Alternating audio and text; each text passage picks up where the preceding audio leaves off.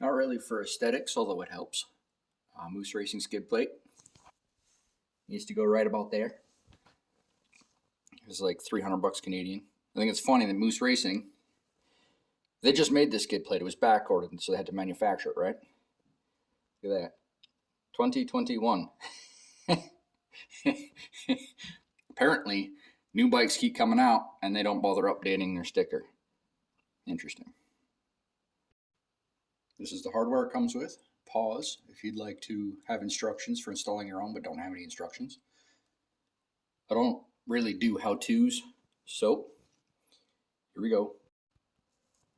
Thread locker on the bolts, and these I just put a little electrical tape on them and trimmed with this. All right, once everything's in, I have, it's all very, very loose. Now tighten it up. She's all done. I don't really understand why Moose Racing decided to leave a hole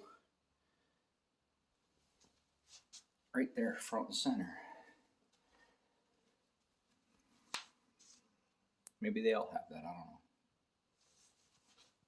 But she looks good.